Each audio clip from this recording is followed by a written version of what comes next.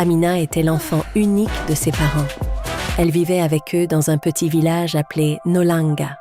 Ses parents l'adoraient et la gâtaient énormément. Tout ce qu'elle demandait, son père le lui donnait sans hésiter. « Je t'aime, papa », disait souvent Amina.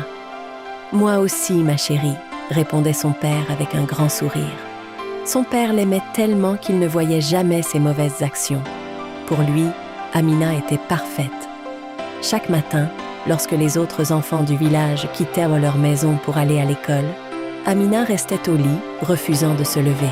« Amina, lève-toi et prépare-toi pour l'école », disait sa mère avec patience. « C'est important pour ton avenir. » Mais la jeune fille répondait toujours avec paresse. « Je ne veux pas aller à l'école aujourd'hui, maman. Je veux juste dormir. » Sa mère essayait encore de la convaincre. « Ma fille, il faut y aller. L'éducation est très importante. » Mais Amina se retournait simplement dans son lit. Son père, qui entendait souvent la conversation depuis l'autre pièce, intervenait alors calmement. « Laisse-la dormir. » Et c'est ainsi que les jours passaient et que l'école continuait sans Amina. Dans le village, Amina était connue pour son mauvais caractère. Elle manquait de respect à presque tout le monde, même aux personnes âgées. Lorsqu'elle passait devant elle ne prenait même pas la peine de les saluer. Les villageois commençaient déjà à murmurer entre eux. Cette fille n'a vraiment aucune éducation. Un jour, au marché du village près du ruisseau, une vieille femme la bouscula accidentellement. Au lieu de s'excuser, Amina la poussa violemment. La pauvre femme tomba au sol. Les femmes du marché furent choquées. « Amina, pourquoi fais-tu cela ?» cria l'une d'elles. Mais la jeune fille partit sans même se retourner.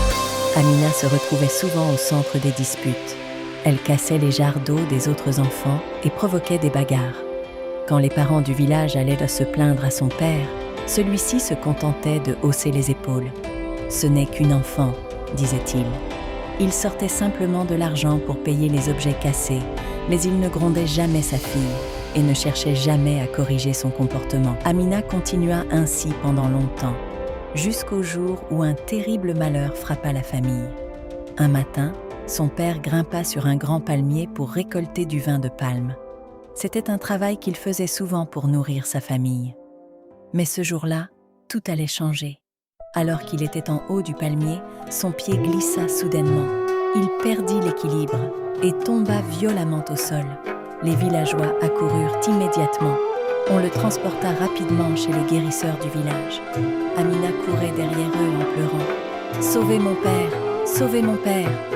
Le guérisseur fit tout ce qu'il pouvait pour le sauver. Il utilisa ses plantes médicinales et ses remèdes traditionnels. Mais malgré tous ses efforts, il ne réussit pas à le guérir. Le soir même, l'homme rendit son dernier souffle. La nouvelle se répandit rapidement dans tout le village. La famille pleura pendant plusieurs jours. Amina était inconsolable. Elle pleurait plus fort que tout le monde dans la concession. Elle se jeta sur le sol poussiéreuse en criant « Papa, papa, ne me laisse pas !» Mais les morts ne répondent pas aux cris des vivants. Les habitants du village se rassemblèrent autour de la concession en chuchotant entre eux. Certaines personnes secouaient la tête en silence. Puis, lentement, une vieille femme appelée Maman Abena s'avança en s'appuyant sur sa canne. Elle poussa un profond soupir et dit doucement « Si seulement son père l'avait corrigé lorsqu'il était encore en vie !» Mais la mère d'Amina était trop brisée par la douleur pour entendre les remarques des autres. Après la mort du père d'Amina, la vie changea complètement dans la maison. Les jours passèrent, puis les semaines. La maison qui autrefois résonnait de rire devint silencieuse. Sans l'argent de son mari, la mère d'Amina commença à rencontrer de grandes difficultés. Certains jours, elle ne mangeait qu'un seul repas. Sa mère se levait désormais très tôt chaque matin pour aller travailler au champ afin de nourrir la famille. « Amina, viens m'aider au champ », disait-elle souvent. Mais la jeune fille refusait toujours. « Je suis fatiguée », répondait-elle en se retournant dans son lit. Elle refusait aussi d'aider dans les tâches de la maison. Au lieu de cela, on la voyait traîner sur la place du village, parlant avec des amis et se moquant parfois des autres. Les habitants du village commencèrent à murmurer entre eux. « Cette fille est vraiment insolente. » Un soir, une vieille femme l'appela. « Amina, ma fille, Viens ici. Amina s'approcha avec impatience. Qu'est-ce qu'il y a ? La vieille femme soupira. Ton père n'est plus là pour réparer tes erreurs. Change ton comportement avant que la vie ne t'apprenne une leçon que tu n'oublieras jamais. Mais Amina se moqua d'elle. Occupe-toi de tes affaires, vieille femme. Puis, elle partit sans se retourner. Les mois passèrent, et Amina commença à fréquenter de nouveaux amis. C'étaient des garçons plus âgés qui aimaient boire et passer leur nuit dehors. Ils se retrouvèrent souvent derrière une vieille case abandonnée près de la forêt. Là-bas, ils riaient, buvaient et dansaient. Amina aimait l'attention qu'ils lui donnaient, mais sa mère remarqua rapidement ce changement.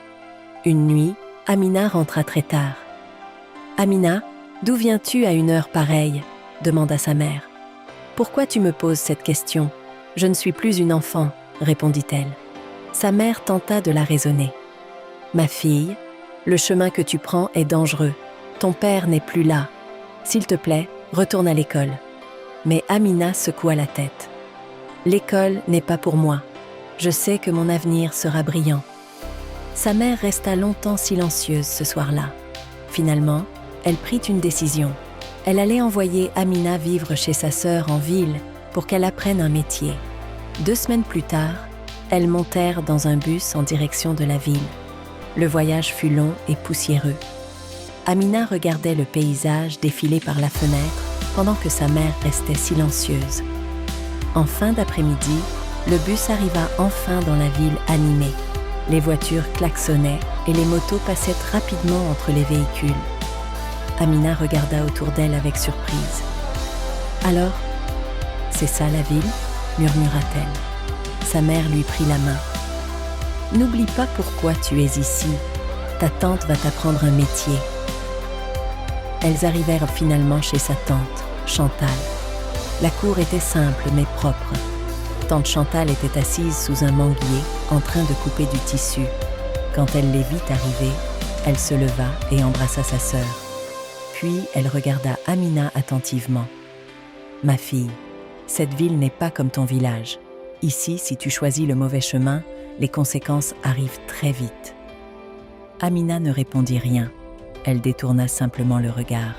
La vie en ville venait de commencer. Le lendemain matin, tante Chantal se leva tôt. « Debout, Amina. Ici, tout le monde travaille, » dit-elle fermement. Amina grogna et resta dans son lit. Elle détestait cette vie de discipline. Balayer, chercher de l'eau, rester debout dans le salon, tout lui semblait insupportable. Chaque soir, elle rejoignait ses amis derrière le marché.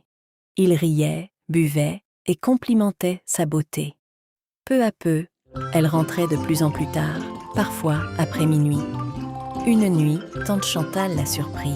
« Amina, d'où viens-tu ?»« Je ne suis plus une enfant, » répondit-elle. « Écoute-moi bien, » avertit sa tante. « La vie que tu poursuis va te détruire. » Mais Amina rit et resta silencieuse.